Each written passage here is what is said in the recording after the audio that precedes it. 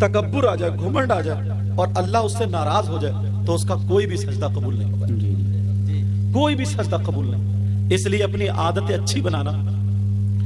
امام احمد بن حنبل کی بات سنو, توجہ ہے نا جی بے شک. ایک مرتبہ اپنے مرید کے ساتھ میں دریا کے کنارے سے جا رہے تھے.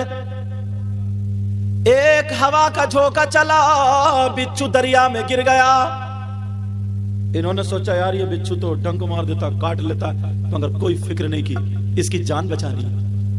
ڈوب رہا تھا, مرنے کے قریب تھا. انہوں نے نہیں دیکھا میں کپڑے پہنوں, اتنا بڑا امام, اتنا بڑا مولوی, اتنا بڑا مفتی, اتنا بڑا علامہ. انہوں نے نہیں سوچا, دریا میں گھس گئے اور اس بچھو کو اپنے ہاتھ پہ اٹھا لیا. بچھو کو جب ہاتھ پہ اٹھایا, دیکھیے اور علماء آ رہے ہیں اور بہار اسٹیج کی, اللہ برکت ہے. آ جائیے حضرت لوگ.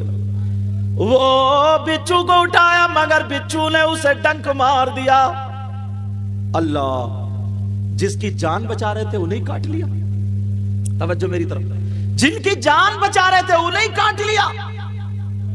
اللہ اللہ, انہوں نے اس کو مارا نہیں, گالی نہیں دی, انہوں نے برا بلا نہیں کہا, اللہ کا شکر ادا کیا. یا اللہ تیرا شکر ہے, اس نے کاٹ تو لیا مگر میں نے اس کی جان بچا لی. سبحان اللہ.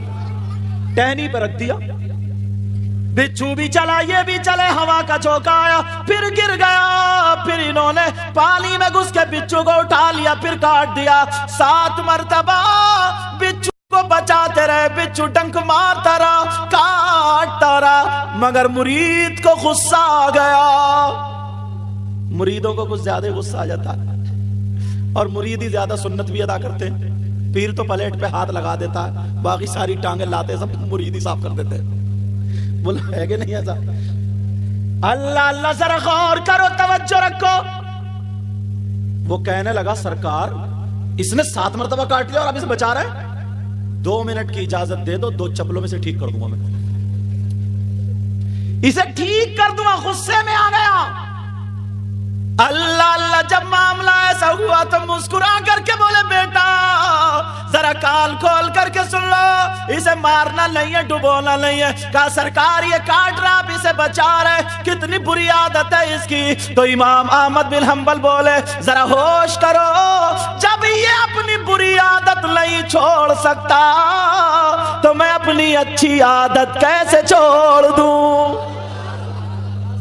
جب یہ اپنی بری عادت نہیں چھوڑ سکتا تو میں اپنی اچھی عادت, تو اپنی اچھی عادتیں بناؤ گے, بولو اللہ اللہ. ذرا سرکار کی زندگی دیکھو, سرکار کی سیرت پڑھتے ہو نا, سنتے بھی ہو, ذرا سنو. میرے آقا کی زندگی کے لمحات, چند لمحات تمہارے سامنے رکھتا ہوں. ایک مرتبہ آقا اپنی بیٹی کی شادی کرنے کے بعد بیٹی کی یاد آئی, غمگین ہوئے. ہر باپ ہوتا ایسے. کچھ دن گزرتے رہے, دعا کرتے رہے, اللہ میری بیٹی کو صبر اور شکر کی توفیق اور ہدایت دینا. کتنے لوگ ہیں جو اپنی بیٹیوں کے لیے دعائیں کرتے ہیں. اللہ اللہ, ذرا سنو, غور کرو, اپنی زبان کو دیکھیو, اور ایک صبر اور تحمل.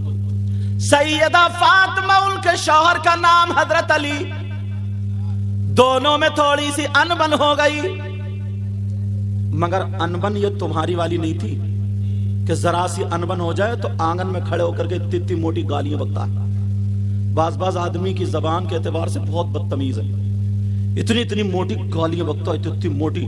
اس کی ماں کی گالی, بہن کی گالی, او کالی چادر اوڑے ہوئے, او کالی چادر کیوں کھڑے ہو, توجہ رکھو میری طرف. اتنی موٹی گالی, ماں کی بہن کی گالی تم دیتے ہو, بکتے ہو, بیوی پہ ظلم کرتے ہو. جلسے میں آنے والوں ذرا سن لو, نبی کا فرمان سنو. آقا فرماتے ہیں اگر کوئی شوہر اپنی بیوی پہ اگر ظلم کرتا ہے تو اس کا انجام, اس کا حشر ظالم بادشاہ کے ساتھ ہوگا, ظالم بادشاہ کے ساتھ ہوگا. اللہ اللہ, سیدہ فاطمہ اور حضرت علی میں تھوڑی ہو گئی. فاطمہ تھوڑی غمزدہ تھی, حضرت علی کے منہ سے یہ بات اچھی نہیں لگی. میرے سرتاج علی یہ بات نہیں کہتے, آج کے بعد علی یہ بات نہ کہے, میں ایسا کیا کروں. آج کے بعد علی یہ بات نہ کہے میں ایسا کیا کروں. تو حضرت علی بیٹھے ادھر. فاطمہ نے سوچا علی سب سے زیادہ پیار اور محبت کس سے کرتے؟ آقا محمد الرسول اللہ صلی اللہ علیہ وسلم. فاطمہ آئی. آنے کے بعد علی کے پاس آ کے کھڑی ہو گئی. علی نیچے کو دیکھ رہے تھے. فاطمہ نے ایسے دیکھا کہ کیا بات ہے فاطمہ؟ سیدہ فاطمہ کہنے لگی میرے سرتاج، میرے سرتاج، اجازت لینے آئی ہوں. اجازت. کہا کس چیز کی؟ کہا میں اپنے ابا جان کے گھر جا رہی ہوں. کہاں جا رہی ہوں؟ بولو. اپنے ابا جان کے گھر جا رہی ہوں. شوہر کی اجازت کے بغیر بیوی کو گھر سے نکلنا جائز نہیں. اور آج اندازہ لگائیو یہ جتنی آئی ہیں سب اجازت لے کے آئی ہیں. یہ تو نہیں آئی ہوں گی، تم میں سے کوئی نہ کوئی ضرور آیا ہوگا. ارے اجازت کی بات کر رہا. اجازت. تم تو گئے دھان لگانے اور یہ گئی محلے میں آگ لگانے. یہ اجازت ہے؟ اللہ اللہ. سیدہ فاطمہ کہنے لگی میرے سرتاج میں اجازت لینے آئی ہوں. کہا کس سے کیا اجازت لینے آئی ہو؟ کہا میرے سرتاج میں اپنے ابا کے گھر جا رہی ہوں. فاطمہ بولی ابا جان کے گھر جا رہی ہوں. حضرت علی بولے فاطمہ ابا جان کے گھر کیوں جا رہی ہو؟ ذرا اتنا بتا دو. سیدہ فاطمہ نے کہہ دیا میرے سرتاج میں آپ کی شکایت کرنے اپنے ابا جان سے جا رہی ہوں. شکایت کرنے. اللہ. حضرت علی کی آنکھوں میں آنسو آ گئے. آنکھیں چھلک گئی. کہنے لگے فاطمہ میرے نبی سے شکایت کرو گی؟ اور وہ بھی میری، اور وہ بھی نبی کی بیٹی شکایت کرے گی؟ کہ فاطمہ تم میری شکایت کرنے کے لیے اجازت لینے آئی ہو؟ فاطمہ جب تم میرے گھر میں رہی 3 دن بھوکی رہی. میں چاہتا تھا میری فاطمہ مجھ سے کچھ مانگے مگر تم نے کچھ نہیں مانگا. سوکھی روٹی کھائی کچھ نہیں مانگا. ایک جوڑی کپڑے پہنے کچھ نہیں مانگا. کپڑے پھٹ گئے اس میں پیمد لگایا کچھ نہیں مانگا. مگر فاطمہ آج تم مجھ سے مانگنے آئی تو وہ بھی میری شکایت کے لیے اجازت. فاطمہ جا تو رہی ہو اجازت تو ہے مگر جاتے جاتے اتنی دعا کر جاؤ تمہارے پہنچنے سے پہلے پہلے اللہ تعالیٰ مجھے موت عطا فرما دے، میری روح قبض کر لے. جب اتنا سنا تو سیدہ فاطمہ بیٹھ گئی اور علی کے منہ پہ ہاتھ رکھا. علی چپ ہو گئے. فاطمہ نے اپنا آنچل اٹھایا دعا کر دی اے اللہ میرے علی کی عمر اور عزت میں برکتیں عطا فرما دے. اور تم اپنے گھر کے جھگڑے دیکھیو، تم میں کمی تھوڑی ہے، میری بہنوں میں بھی کمی ہے. بیچارہ یہ تھکا ماندہ آیا، ایک تو ویسے ہی کام نہیں چل رہا تو ٹینشن میں. بعض تو اتنا بدتمیز ہے ٹینشن میں شراب پی لیتا. اس سے کو گو کیوں نہیں کھا لیتا تو ٹینشن میں؟ وہ بھی تو گھوڑے کا منہ ہے. پیشاب جیسے ناپاک ہے ویسے شراب ناپاک. کیسا انسان. اس ٹاپک پہ بھی آگے آؤں گا، اس کو روک کے آگے سنو. توجہ رکھو. سیدہ فاطمہ بھگا بھی سکتا ہوں. سیدہ فاطمہ اے بیٹا دعا کر رہی ہیں اللہ میرے علی کی عمر اور عزت میں برکتیں عطا فرما دے. اللہ سمد. آج تمہارے گھر کی انبن کام کرنے آیا، ٹینشن ہے، کام نہیں چل رہا. گھر جیسے آیا تو اس بی بی نے کیا انجام دیا. اس میری بہن نے نکالا سینڈل یا چپل اور بچوں پہ برس پڑی. چھوٹے کو مارے، بڑے کو مارے، خوب پٹاپٹ پٹاپٹ پٹ. اور بچے روتے ہوئے چلتے چلے جا رہے. ادھر ہری ٹوپی والے ذرا بیٹھ، چلو ذرا بیٹھ، جلدی یہ آگے بیٹھ. توجہ رکھو. اب ذرا سنو میری بات، غور کرو. بچے روتے ہوئے جا رہے. اب کیا ہوا تم جانتے ہو پیارے؟ اسلام کیسے ہم تک پہنچا؟ اسلام کیسے؟ اصل میں تمہاری عادت بگاڑ دی ہم لوگوں نے. تمہیں چٹکلے سنا سنا کے، ہنسی مذاق کی باتیں کر کر کے تمہاری عادت خراب کر دی ہے. تمہاری عادت وہی بن گئی ہے، اچھی باتیں سننے کے تم عادی نہیں ہو. کسی کے گھر اگر بیٹے کا انتقال ہو جاتا نا، اس باپ سے کہیو کہ تو ٹھٹے مار کے دکھا. اگر کسی کی ماں کا انتقال ہو جائے اس بیٹے سے کہیو کہ ہنس کے دکھا. کسی کے ماں باپ کا اگر انتقال ہو جائے تو اس کی اولاد سے کہیو کہ تو ڈھول بجا کے دکھا, تو پتہ چل جائے گا. امام حسین پاک کربلا میں شہید ہوئے. تمہیں معلوم ہے آج ہم اتنی نسلوں کے بعد سید ہیں, اتنی نسلوں کے بعد سید ہیں, لوگ ہاتھ چوم رہے ہیں. وہ ڈائریکٹ سید تھے, ان کے بچے سامنے کٹ رہے تھے, ان کے بچے گھوڑوں کی ٹاپوں کے نیچے روندے جا رہے تھے, ان کے گھروں سے خیمے اجاڑے جا رہے تھے, 6 مہینے کے بچوں کے حلقوم پہ تیر چلائے جا رہے تھے. تمہیں کیا مطلب ہے؟ تم تو بس 10 محرم نکلا ڈھول بجانا شروع کر دیے, ناچنے کھیلنے کودنے شروع کر دیے. تمہیں کیا مطلب نکلا؟ لڑکی اور لڑکے موبائل لے کر کے, میں سوچ رہا تھا پرانی تقریر نہ کروں, لڑکی اور لڑکے لے کر کے موبائل جلیبی کھانے کے لیے کربلا شریف میں جا رہے ہیں, سوٹ بتاشوں پہ لڑنے جا رہے ہیں, سمجھے؟ یہاں تک کہ بسات خانے کی دکانوں پہ ادھر ادھر 1 سال سے انتظار ہوتا 10 محرم کے میلے کا. ڈوب جانا چاہیے شرم کے مارے, ڈوب جانا چاہیے شرم کے مارے. 10 محرم کو ہوا کیا تھا؟ امام حسین پاک کے بچے شہید ہوئے لیٹے تھے. تم انجوائے کرتے ہو, جس کے گھر پہ پھوٹتی ہے اسے ہی پتا چلتا, اسے ہی جانتے ہو اسلام کیسے ہم تک پہنچا ہے. آج ہم نے اگر ان بچوں کو آزاد کر دیا نا تو ایک دن وہ ہوگا, یہ بچے کسی کی موٹر کھولیں گے, یہ بچے کسی کا نل کھولیں گے, یہ بچے, ارے لڑکے تو لڑکے اپنے گھر میں ہم جھانک کر کے دیکھیں, لڑکیاں موبائل چلا رہی ہیں لڑکیاں. اب اس باپ سے پوچھو کہ لڑکی کا کون سا ایسا رشتہ دار ہے جو موبائل چلانے کے لیے دے دیا ہے, کون سا ایسا اس کا ٹھیکیدار ہے جو موبائل پہ بات کرنے کے لیے دے دیا ہے. سماج میں سر اٹھانے کے لائق نہیں ہے. ارے وہ اسلام کے شہزادے تھے جنہوں نے قربانیاں پیش کی تھی اور جن کے ہاتھ میں اسلامی جھنڈے تھے اور سامنے دریا تھا, مگر وہ نہیں ڈرے تھے. انہوں نے یہی کہا تھا دشت و دست دریا بھی نہ چھوڑے ہم نے, بحر ظلمات میں دوڑا دیے گھوڑے ہم نے.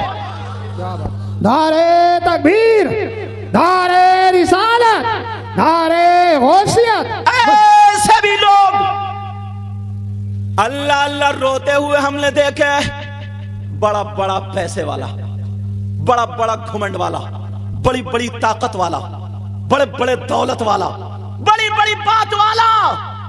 ارے نمرود کی حیثیت جو اپنے آپ کو خدا کہلانے والا, ایک لنگڑے مچھر نے مارا تھا, لنگڑے مچھر نے. حیثیت تو دیکھو لنگڑے مچھر نے. مگر پیارے ہم اپنی اصلی تاریخ کو بھول بیٹھے, اصلی زندگی کو ہم بھول بیٹھے. یہ ماں باپ کی ذمہ داری تھی کہ اپنی اولاد کو بتاتے, ماں باپ کی ذمہ داری تھی. آج کیا ہوتا ہے؟ قبرستان تک میں لوگ ہنسی مذاق کر رہے ہیں, قبرستان تک میں لوگ ٹھٹے مار رہے ہیں, قبرستان تک میں لوگ نہیں ڈر رہے ہیں. خوف خدا دلوں سے نکل چکا ہے. نبی نے فرمایا تھا جب قوم بے راہ روی کا شکار ہو جائے گی, جب زنا زیادہ ہوگا, جب زنا عام ہوگا, شراب عام ہوگی, گناہوں پر بالکل ایک زبردستی کی جائے گی اور اچھی باتوں کو ہنسی مذاق میں اڑایا جائے گا, تو نبی نے فرمایا تھا اس وقت پہ اللہ تعالیٰ ظالم بادشاہ اس قوم پہ مسلط کر دے گا اور انہیں سانس لینا دشوار کر. سبحان اللہ, سبحان اللہ. دیکھتے نہیں ہو ہم کہاں پہنچ گئے, دیکھتے نہیں ہو ہم کہاں چلے گئے. تمہیں کیا پتا, تم تو ادھم سنگھ نگر میں رہ رہے ہو, تمہیں وہاں ادھم پورے میں, تمہیں کیا پتا, بس گھر سے باہر نکلو تو پتا. اللہ اللہ, ایک لڑکی وہ ہے جو پورا غیر مسلموں کا گاؤں, بیچاری اکیلی لڑکی اب اگر برقع اوڑھ کے جائے تو اس کی عزت کو خونخوار بھیڑیے کی طرح دیکھ رہے ہیں. تمہاری بہن بیٹی ہوتی اس جگہ تو کیا کرتے؟ تم تو بہت اچھے رہ رہے ہو. میں ہندوستان گھومتا ہوں, گجرات کو ادھر آدھے علاقے میں جائیے تو پتا چلے. اب وہ لڑکی کیسے اپنے آپ کو برقعے میں پردے میں رکھے, عزت بچائے یا کیا کرے؟ عزت بچانے کے لیے اب اپنے اس جسم پر اس نے ساڑی ڈال لی. تمہیں کیا پتا, تمہیں تو اگر یہ نہیں ملا نا 1 کلو تو بس پکڑوا دیا, لڑ گئے, ادھر سے ادھر کر دیا, گنے کے کھیت میں کر لیا, ہنس لیے. جس دن اپنے اوپر آتی ہے اس دن پتا چلتا.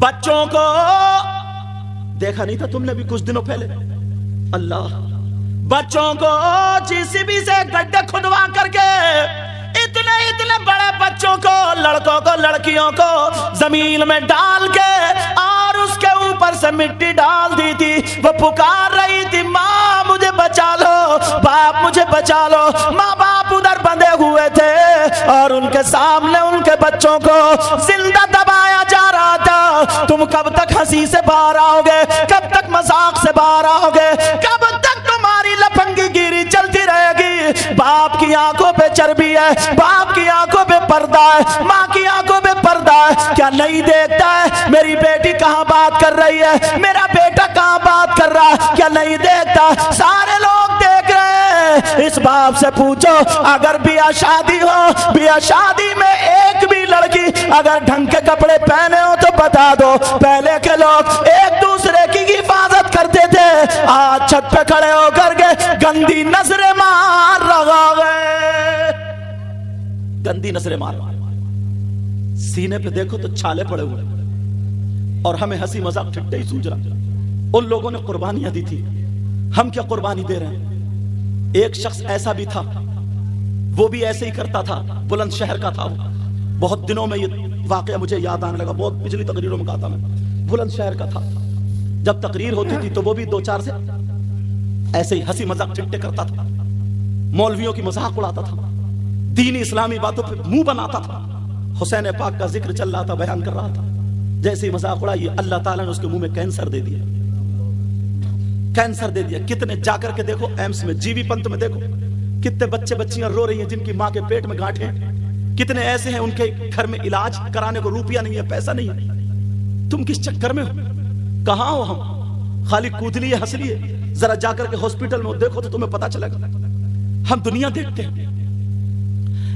جیسے ہی اس کے منہ میں کینسر ہوا، اس نے کہا میں نہیں لاؤں گا، میں تو اپنے پیار کی اپنی مرضی کی لڑکی دلی کی لڑکی لے آیا اپنے ساتھ میں شادی کر کے۔ وہ بھی جنس پینٹ پہنتی تھی، دو چار اور بوائے فرینڈ رکھتی تھی اپنے، دو چار لفنگے اور لگے رہتے تھے اس کے ساتھ، بڑی بڑی گاڑیاں تھی، لیکن اب بھی نہیں ڈرا۔ جب کینسر ہو گیا اب بھی نہیں ڈرا، اللہ اللہ بھی نہیں ڈرا۔